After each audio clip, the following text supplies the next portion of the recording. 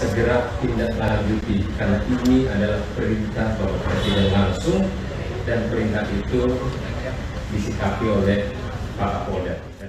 Wakil Ketua Komisi 3 DPR Ahmad Sahroni meminta Kapolda Sumatera Barat Irjen Pol Suharyono untuk menindak tegas tambang ilegal. Permintaan ini sesuai dengan arahan dan perintah dari Presiden Prabowo Subianto. Sahroni bertemu langsung dengan Suharyono di Mapolda Sumatera Barat pada Senin 25 November. Ia berharap penindakan tambang ilegal dilakukan secara tegas tanpa memandang siapa yang akan ditindak. Sahroni pun mempercayakan tugas ini kepada Polda Sumbar di bawah pimpinan Irjen Suharyono. Adapun kasus tambang ilegal mencuat setelah Polres Solok Selatan digegerkan dengan penembakan sesama polisi.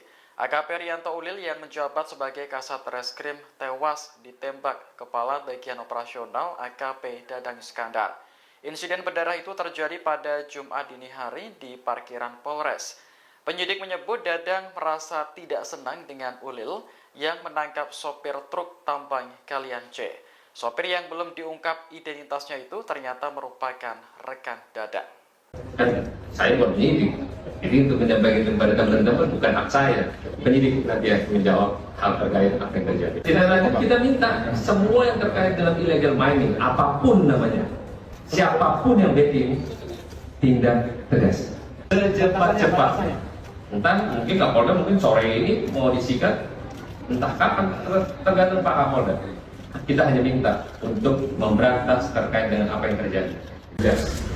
Dan saya minta sama Pak Kapolda tadi beserta jajaran untuk menutup semua illegal mining yang ada di Sumatera Barat. Siapapun dan apapun yang ada di lapangan segera tindak lanjuti karena ini adalah perintah Bapak Presiden langsung dan perintah itu disikapi oleh Pak Kapolda. Download Tribun X sekarang, menghadirkan lokal menjadi Indonesia.